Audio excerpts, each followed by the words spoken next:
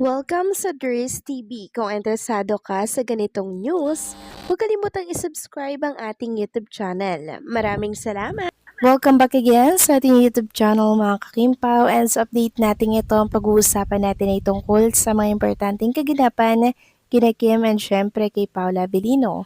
Pero bago po ang lahat, maraming salamat sa inyong patuloy na pag-support at pagsubaybay sa mga daily update natin. Kaya naman bilang pasasalamat, narito po ang ilang napili kong komento patungkol ito sa naging previous update. Unang komento mula po ito kay Ginang Luwalhati Tinedero. Sabi niya, siguro Ma'am Dries, it's time go for Kim and Paolo.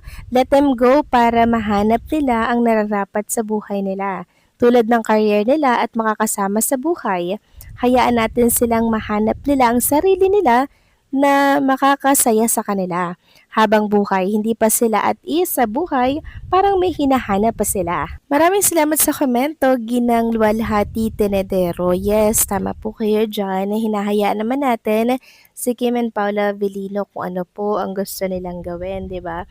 Pero pinapakita lang naman kasi nila mga kakimpaw sa lahat yung kanilang pagiging komportable sa isa't isa and syempre pagiging sweet sa isa't isa, di po ba? Kaya sinong hindi mag-iisip na may something sa kanilang dalawa? Kasi kung pinapakita po nila mga kakimpaw na walang sila, then yun, tsaka tayo mag-iisip na hayaan natin silang dalawa na hanapin ang sarili nila. Kaso nyo nga, 'di ba, pinapakita po nila na masaya sila sa isa't isa, 'di ba? Masaya sila na lagi po silang magkasama.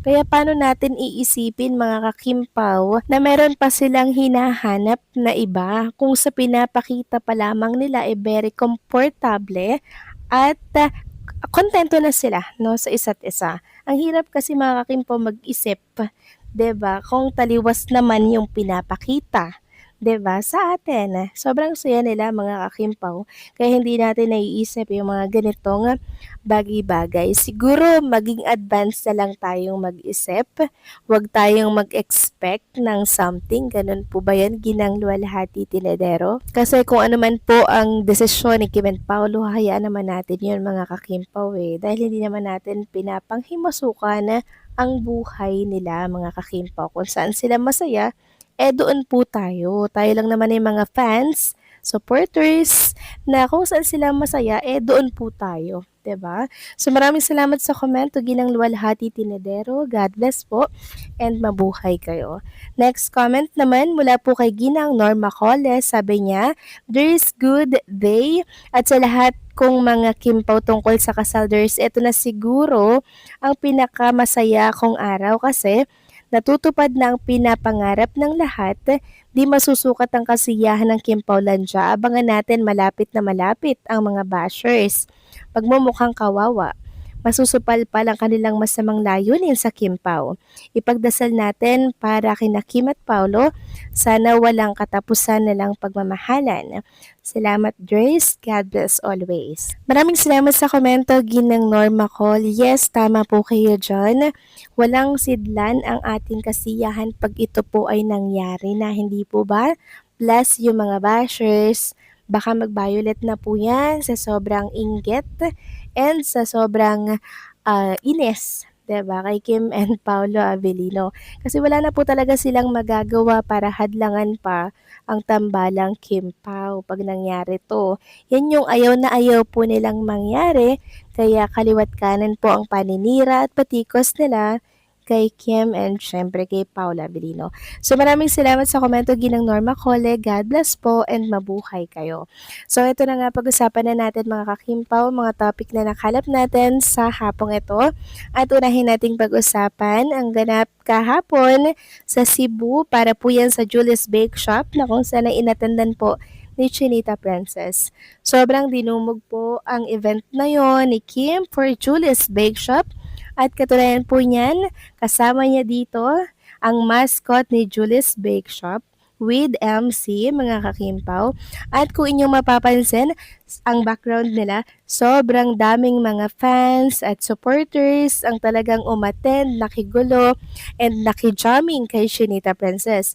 Sabi nga dito sa post sa Facebook, ang daming tao, hindi talaga sila nagsasawa na makita ang ating Chinita Princess dahil sobrang proud din sila para sa kanya. Yes, ang Kim Paulandia po hindi talaga yan magsasawa sa pagsuporta sa mga event ni Kim. Ganon din po kay Paulo or ng Kim Pao. Talagang yan po yung way ng pagmamahal nila mga kakimpaw para mapakita na talagang si Kim Chu mga kakimpaw ay talagang suportado ng mga Kimpaw Lanja. Samantalang next topic naman tayo, pag-usapan naman natin mga kakimpaw ang tungkol dito kay Chinita Princess. Sa mga nag-aalala po kay Kim Chu, kung siya po daw ba ay nakauwi na ng Manila mga kakimpaw.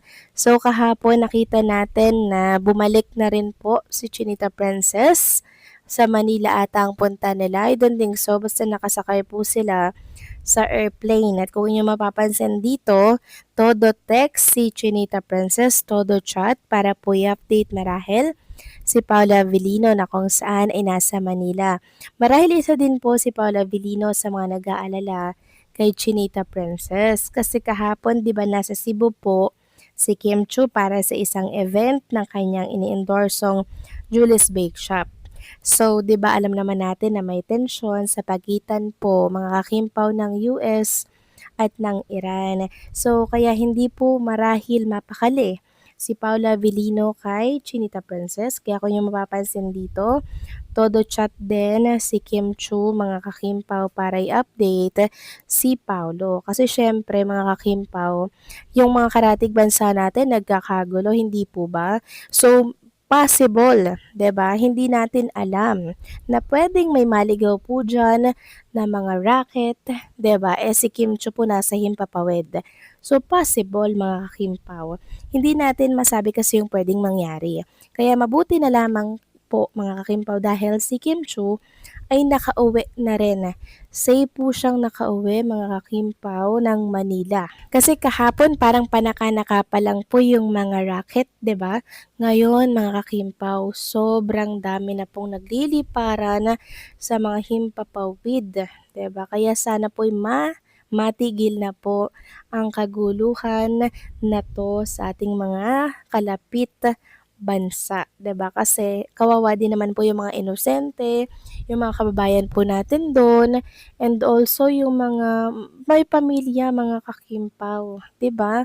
Nakakalungkot lang na maging sila ay nadadamay po sa kaguluhang ito. Wala pong may deserve nito mga kakimpaw, kaya sana isama natin sa ating mga prayers na sana po ay magkaayos na ang magkabilang panig at tumigil na itong bombahan na nagaganap mga kakimpaw sa US and Iran. Ilakip natin ito sa ating prayers kasi syempre mga kakimpaw, pag hindi po yan tumigil, possible na damay-damay na yan. Mabuti na lang talaga't nakauwi na po si Chinita Princess from Cebu. So paano mga kakimpaw, hanggang dito na lamang po ang update natin. Maraming salamat sa patuloy na pagsuporta.